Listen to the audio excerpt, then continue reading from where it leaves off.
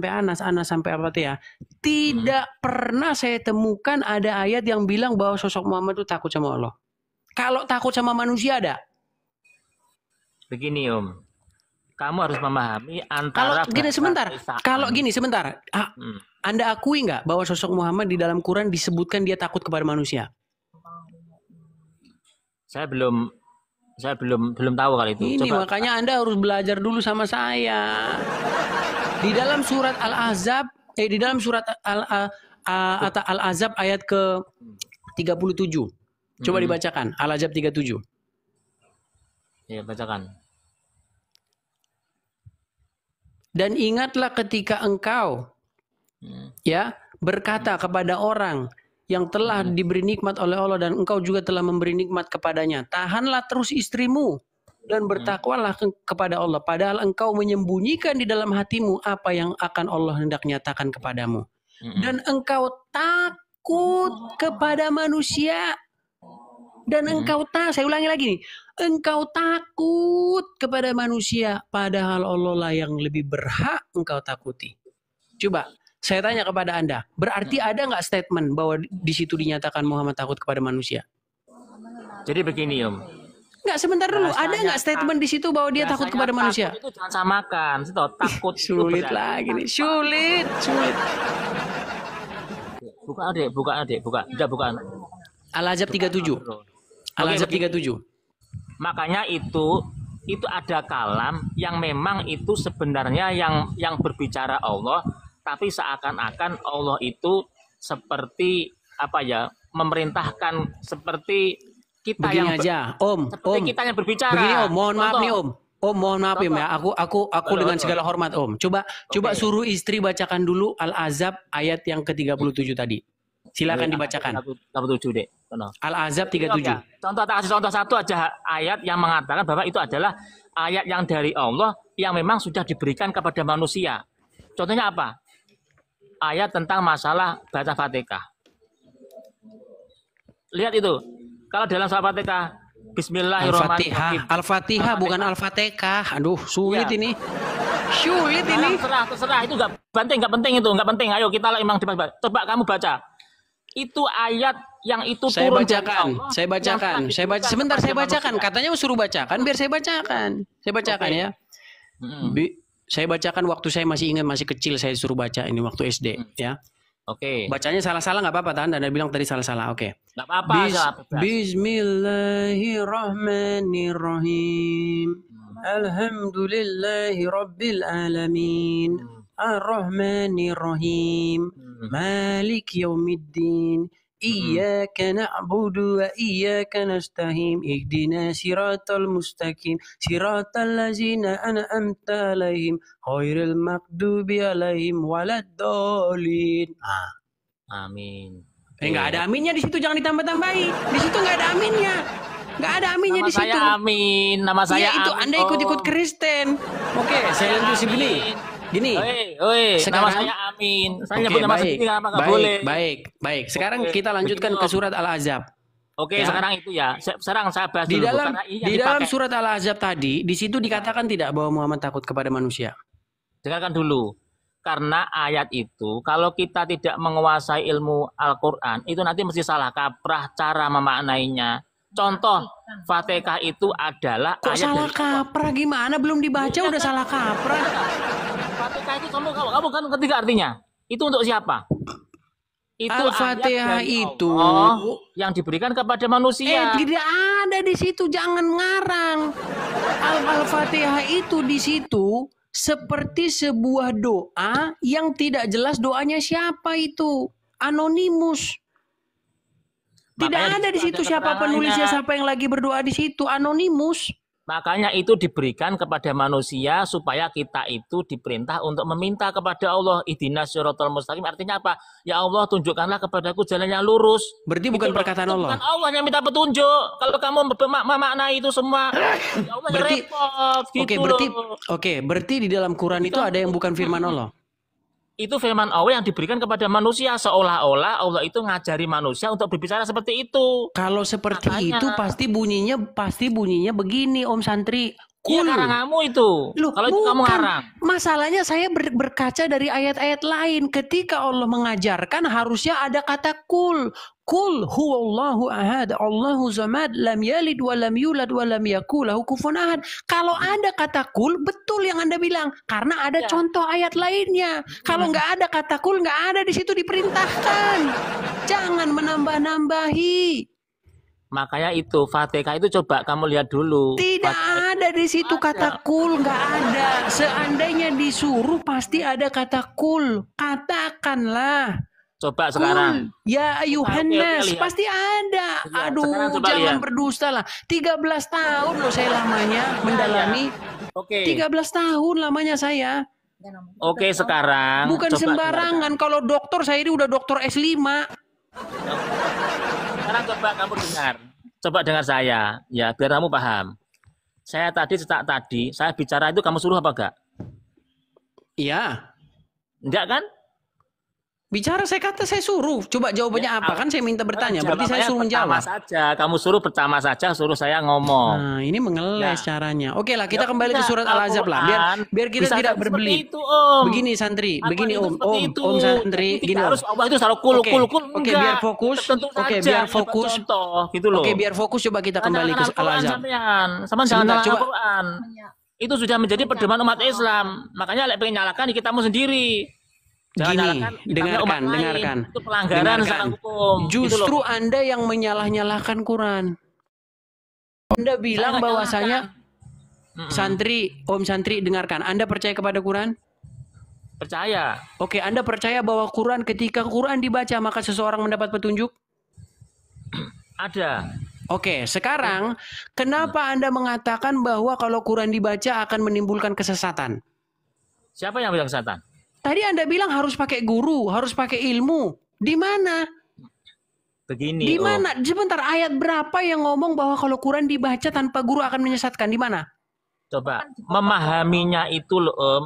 Makanya Iya, begitu. tidak ada ayat di dalam Quran yang bilang jika kamu baca Quran ini tanpa guru, tanpa tafsir Ibnu Katsir, tanpa ini akan menyesatkan. Nggak ada. Itu adalah propaganda yang terus kalian utarakan supaya orang beli tafsir buku Ibnu Katsir. Kalian jangan menipu diri. Jangan Om. kalian dengarkan. Kalau saya punya toko tafsir Quran, saya punya toko tafsir Quran, maka saya akan buat propaganda. Kalau kamu tidak baca Quran tanpa tafsir ini, kamu akan sesat. Ya biar laku buku saya, biar laku. Di dalam Quran kagak ada. Itu kan kamu. Loh, Makanya sekarang begini, saya tanya, apakah loh, ada saya dalam tanya. Quran? Sebentar santri, apakah ada dalam Quran kalau suruh baca Quran harus baca kitab tafsir? Ada nggak? Enggak ada. Terus penting kenapa Anda katakan begitu? kan bagi kita itu adalah orang yang jauh setelah turunnya wahyu. Tidak ada di situ. Makanya Quran untuk itu bagi belajar. seluruh manusia. Baik yang ada zaman sekarang, yang akan lahir besok, bagi seluruh manusia. Anda kenapa sih malah melecehkan Quran seperti itu? Apa yang melecehkan? Ya kamu Loh, itu yang melecehkan Al-Quran. Anda bilang katanya kita jauh. Sekarang begini, hanya ada 2 macam ayat di dalam Quran. Di dalam surat Ali Imran ayat yang ke-45. Bahwasanya di dalam Quran itu hanya ada ayat-ayat yang muhkamat, yaitu yang sudah jelas, dan mutasabihat, yaitu ayat-ayat yang tidak jelas, yang tidak seorang pun mengerti takwilnya kecuali Allah. Nah, Sekarang kalau muhkamat itu sudah dikatakan jelas, kenapa kita perlu orang lain yang menjelaskan? Apakah Allah tidak cukup cerdas menyampaikan itu langsung kepada umat manusia? Harus melalui perantaraan Sahih Muslim, Sahih Bukhari, melalui pengen perantaraan. tahu contohnya. Oke, pengen tahu contohnya. Karena itulah kenapa kalau belajar itu tidak ada gurunya, akhirnya apa? Ya seperti kamu itu, akhirnya murtad. Gitu loh. Karena tidak ada dalam Quran disuruh belajar pakai guru. Ya Yang udah, ada itu, dengarkan, yang ada itu begini ya. Kami turunkan Quran ini kepadamu dalam bahasa Arab, la'alakum takilun, supaya kamu mengerti, supaya kamu memahaminya. Nggak ada di situ dikatakan kami turunkan Quran ini dengan perantaraan guru-guru supaya kamu memahami. Nggak ada. Yang ada kami turunkan kepadamu. Kepadamu siapa? Manusia. Supaya kamu memahaminya. Bukan supaya kamu tanya guru baru memahaminya. Makanya justru saya sangat prihatin, justru kalian sendiri yang melecehkan Quran sendiri. Sementara yang saya yang Kristen malah ingin meluruskan apa yang tertulis dalam Quran itu. Enggak, kalau kamu itu bukan meluruskan, tapi malah menjatuhkan itu namanya. Karena Loh, apa? kok Wong kita itu menjatuhkan? bisa bahasa. Lihat dah, kita itu bisa bahasa saja harus belajar dengan guru. Apalagi kamu itu kecil juga baca itu. Coba tak tanya sekarang, kamu dulu bisa baca Al-Quran, siapa yang ngajari? Coba tak tanya. Bisa sendiri? Siapa yang ngajari? Iya, belajar sendiri saya. Belajar sendiri saya. Bohong, Dari bohong, Google. bohong itu. Penipu kamu itu berarti. Nggak mungkin kamu nggak ada gurunya. Tidak menipu. Saya baca Alibata, Penipu saya kamu baca itu. dari Google. Memang kok. Tidak, kamu penipu. Dari Google ada, ngapain? Zaman sekarang nggak perlu guru-guru. Dari mana? Google aja gurunya bisa kok. Kamu dari mana? Kalau nggak dari guru, tak tanya sekarang. Kamu belajar Zaman bisa sekarang, sebentar. Itu Zaman makanya katanya kamu sekarang belajar 13 orang tahun. Coba kamu belajar dari mana? Dari guru apa dari langit? sudah belajar otodidak. Alah, nggak mungkin. Kamu katanya belajar Al-Quran 13 tahun. Dari mana lek mondok? Ya jangan tanya. Belajar Kamu bohong. otodidak. Jangan munafik, tidak sudah mungkin. dibilang Nggak otodidak mungkin. kok bohong. Nggak ada yang Om Santri, memang Nggak saya ada, belajar nggak ada. otodidak. Kamu Kok bohong. nggak Kamu ada? penipu. Kamu Kok penipu? Kamu belajar 13 tahun Justru dari yang mana? justru yang menipu itu Anda. Penipu. Katanya Di dalam sebentar Om Santri di dalam Quran yang di pas sebelah itu loh itu dengarkan ngomong. gini dengarkan, di dalam Quran disuruh beriman kepada kitab karangan guru-guru atau Injil. Makanya itu baca. Nah, bingung lagi kan? Di dalam surat di dalam Quran, sebentar, di dalam Quran dari disuruh. mana? Sebentar, ini saya mau tanya, saya suruh Anda jujur. Sebentar. Saya pengen sebentar, Santri, saya pengen Anda jujur. Quran memerintahkan untuk beriman kepada kitab sebelum Quran atau sesudah Quran? Sudah Quran nggak ada kitab lagi yang turun dari Kenapa? Allah. Oke, saya tanya sekarang. Kitab guru-guru itu, kitab ulama-ulama itu sesudah Quran atau sebelum Quran? Jangan bacakan kitab dengan wahyu, Om. Kamu salah kaprah lagi. Makanya belajarnya benar. Justru makanya Anda itu malah beriman kepada kitab sesudah Quran, bukan sebelum Kitab Quran. itu bukan berarti wahyu, Om. Kitab itu tulisan. Saya juga punya kitab di rumah namanya kitab pembukuan. Kenapa saya katakan kitab? Iya, disuruh beriman. Oke, sekarang saya tanya, Anda disuruh beriman. Anda sebentar.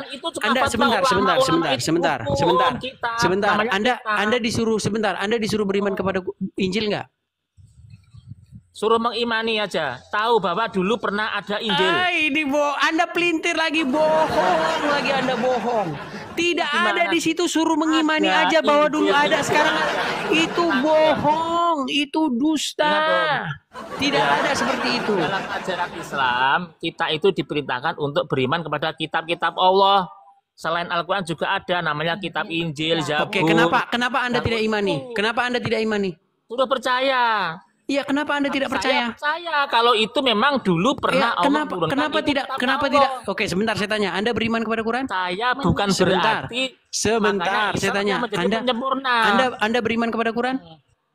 Beriman. Oke, ketika Anda disuruh beriman kepada Quran, Anda baca Quran, betul? Betul. Oke, Anda disuruh beriman kepada Injil? Saya nggak punya Injil. Kenapa Anda tidak baca? Kenapa Anda tidak baca? Saya baca Quran aja belum komplit. Iya, karena Anda bohong. Ya enggak. Anda disuruh beriman kepada Quran, makanya Anda baca. Sedangkan Anda disuruh beriman kepada Injil, Anda tidak baca. Malah yang Anda baca kitab tafsir Ibnu Katsir yang tidak disuruh Quran untuk membacanya. Sungguh tiada lain Anda itu termasuk orang-orang yang nekat, lagi Anda termasuk orang-orang yang rugi. Tunjukkan dalam kitabmu kalau saya sebagai umat Islam itu harus belajar sama Injil.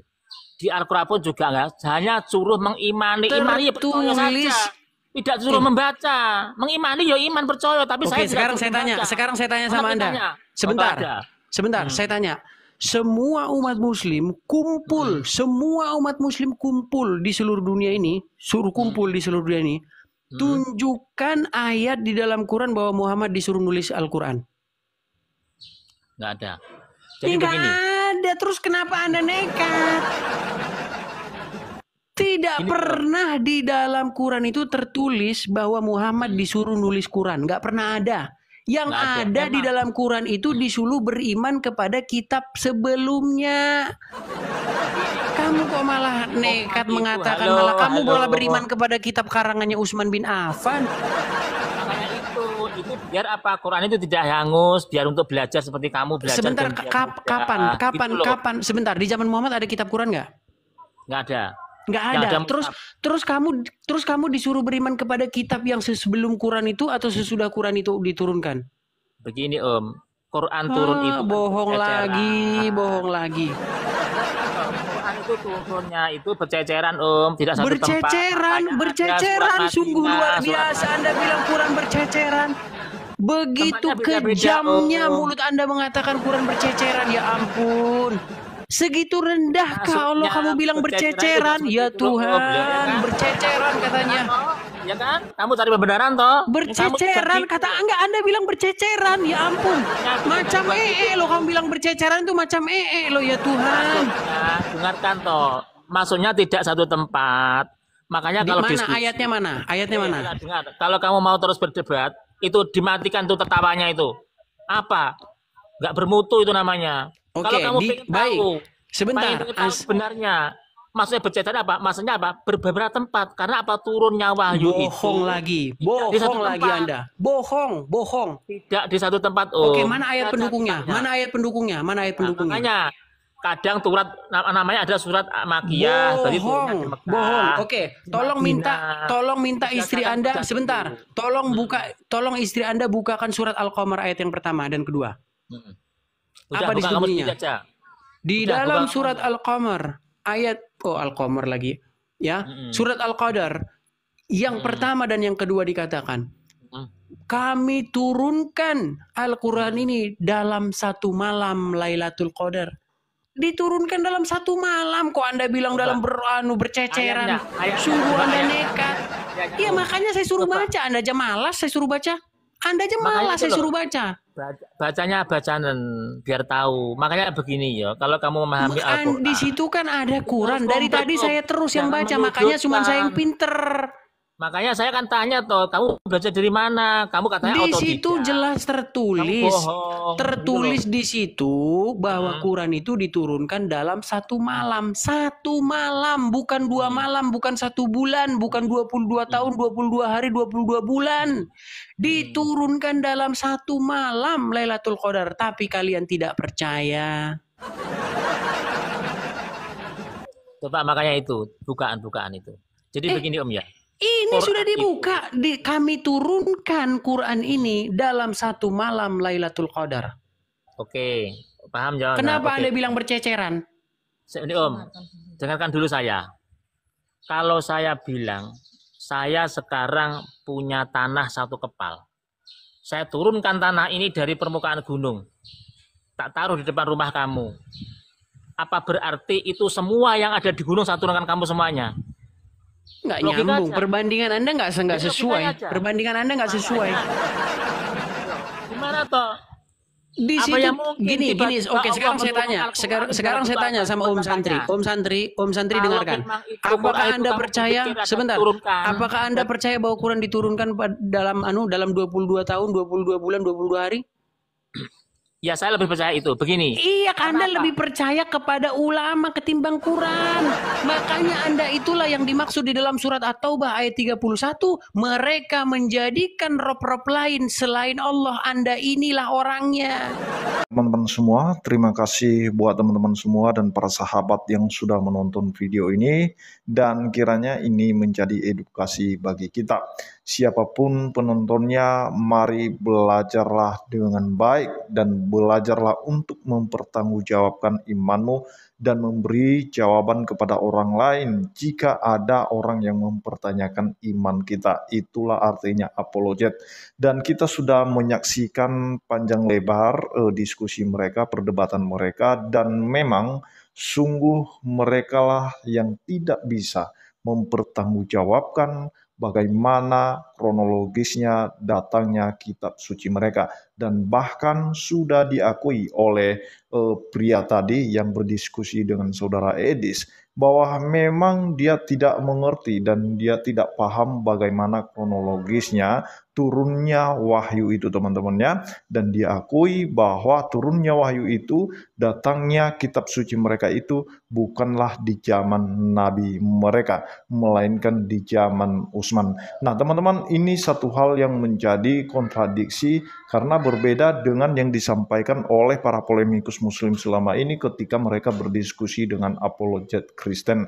Dan memang sangat-sangat tidak bisa mereka pertanggungjawabkan iman mereka, kitab suci mereka tidak bisa membuktikan fakta-fakta sejarahnya, bagaimana kronologisnya. Karena dari penulisan saja kitab suci mereka, di situ mereka sudah keliru dan ada banyak beda pendapat. Karena ada yang satu mengatakan bahwa nabi mereka bisa membaca, ada kelompok lain mengatakan bahwa nabi mereka tidak bisa membaca. Nah, artinya teman-teman bahwa dalam memahami sebenarnya nabi mereka aja, mereka tidak lolos. Ada yang mengatakan bisa baca, ada yang mengatakan tidak bisa baca. Nah, pada dasarnya semuanya ada dalil-dalilnya dan kita tidak tahu mana yang harus dipegang, mana harus yang dibenarkan di situ. Dan kita tahu tadi dalam diskusi mereka, Edi sudah menyampaikan bahwa dalam kitab sucimu sendiri itu membenarkan kitab-kitab sebelumnya seperti Injil, kitab Taurat, dan lain sebagainya. Nah, kenapa Anda tidak mempercayainya? Nah, dia mengatakan tadi, kami hanya mengimani saja. Nah, artinya teman-teman, kalau kita mengimani sesuatu kitab itu, ya artinya kan kita harus membaca. Bagaimana kita mengimani sesuatu tanpa kita membacanya, mengetahuinya dan memahaminya, yang artinya bahwa ketika kita mengimani sesuatu kitab, tentu saja kita harus membacanya, karena bohong kalau orang mengatakan aku mengimani kitab ini dan kemudian dia tidak pernah membacanya, bagaimana mungkin. Nah teman-teman, inilah kesalahan mereka yang selama ini para polemikus yang memang tidak bisa mempertanggungjawabkan iman mereka sendiri, kitab suci mereka sendiri, dan justru sebaliknya mereka menyerang doktrin Kristen, ajaran Kristen, kitab suci Kristen, menuduh palsu, sedangkan mereka sendiri mengimaninya. Nah teman-teman, itu saja yang perlu saya sampaikan. Kiranya Tuhan Yesus memberkati kita semua. Shalom.